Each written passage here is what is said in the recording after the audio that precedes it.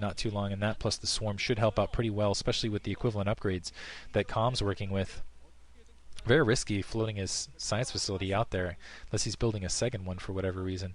And building, it looks like a proxy barracks somewhere out in the field. Did he manage to sneak in an SCV there? I'm actually not sure where that proxy barracks is being planted. Pinning those troops to the main. Now he's going to go for a drop in the secondary. 3 Sunken Colonies are actually 3 dropships. Wow, and the science vessels pinning those troops to the front door otherwise, because Light just has enough troops to work with. There's the reinforcements, and I'm going to sneeze. I hate that. Sneeze commentary. There you go. Gazoon type me. Getting the sniffles all of a sudden. The Medic Marine's trying to maneuver, but not getting anything accomplished. This is the thing, though, is and able to stop that gas. That was huge, actually. Able to stop that gas once again. But critically, Com ultimately is just able to. You can see he's just sticking to a lot of Zerglings. He has produced some Scourge. Ooh, nice kill there. Only 2 Marines getting out, and the Zerglings should be able to take care of that neatly. But unless Light does something like this, which is press up, take out that natural expansion, what looks like he might be able to do so, and just go in and stop all of that gas from producing, Com is going to be able to sit pretty, just accrue a lot of grass, and then just eventually come out with the Ultralisks and run everything over. I think he's a bit of a ways away from that, and he's going to have to contend again with the continuous science vessel. Again, I just wondering where the gas is coming from with the I gotta say, Light his macro management is very impressive here. Off 2 gas, he's pumped a ton of science vessels, and especially amazing he came out with that with just considering the amount of Wraith he's producing and dropships he's producing simultaneously. I'm not sure what the ratios are, but it just seems like there's something missing out of the equation there. Just pure Zergling going to run up and take that out with a Lurker to follow. There's that, and keep in mind, Com is essentially at 2 gas here, and I think Light right now, critically, if he can go to that natural secondary and pick that gas off somehow, or do some damage here, he'll be in a pretty good position. It looks like the Zergling's going to be able to go down just fire bats, and landing one at a time, so that's going to be actually cleaned up fairly quickly, fairly easily. But Light, yeah, needs to go establish another base somewhere. Looks like nice defensive matrix. They're producing some vultures and some mines to try to deal against this late game Ultraling, and that's actually been another reason we've been seeing a lot of Zerg staving away from late game Ultraling, is because they hate mines. I was talking to someone, one of the foreigners lately, and he's like, I just hate mines. And it looks like Light actually, because of that blue minimap, it's hard to tell because they kind of blend in with the minerals. Bottom left-hand corner, Light has established another base. There's the Ultralisk Cavern waiting on the upgrades, and Com needs to get his button gear now. He's going up against a very large, actually, science vessel force.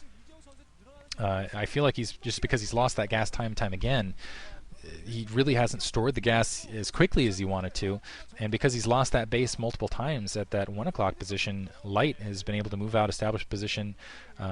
The one thing that's working out, I think, for Com is the fact that the upgrades have actually been not too shabby, but he can't do that, run headlong into Medic Marine Force and expect to win. We should see Ultralisks out here in just a second, but I almost wonder how much territory they're going to be able to deal with. I mean, maybe they'll be able to take out that bottom left, but with all those dropships, with all those science vessels out, and with such a large map, I almost feel like they're going to get whittled down. They're not going to be able to contend with everything absolutely everywhere, and Light is putting it on an absolute clinic, sending troops every which way with these dropships, and just playing a very mobile, very interesting game, which again I didn't expect from him. And almost, wow, he can almost run up and irradiate every single Zergling that was in that attack force right there. So it looks like, yeah, able to take out a lot of these troops. Has a very large science vessel fleet, has a pretty formidable Medic Marine fleet, Medic Marine army, which will be maxed upgrade in not too long. Still no sign of these Ultralisks. 4th gas still hasn't been capped by Com. Light, in the meantime, at enough bases where you can essentially starve Com out. And I think we're going to see what level 3 weapons, level 3 armor, not too long. Looks like Com actually does have the upgrade advantage for just the moment. 3 Nidus Canals out there. Mobility actually proving to be an issue here for Light. So Light actually using just the size of this map and the mobility issue with those 3 starports really working out well. And once again able to run up and take out that 1 o'clock with just a huge Medic Marine force. Every time Com's tried to push out and accomplish anything, he's been Johnny on the spot and done some drops, and it looks like again going to be able to take out that 3 o'clock, which is wise, because I think that early starport really shut down those island expansions that he wanted to take. Finally, we see un-Ultralisk, but I think it's too little too late. With that drop out in the field, I think Light is going to be able to easily take this match and run Com over. I don't think Com has enough troops to really deal with this fleet out.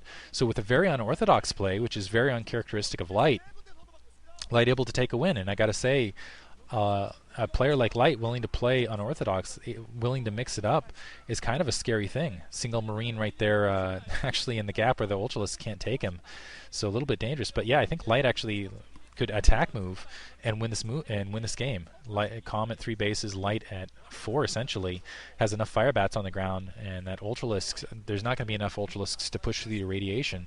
Plus the mines providing some of that latent defense. Yeah, essentially Light can just sit outside his base, move in, attack there if he wants to.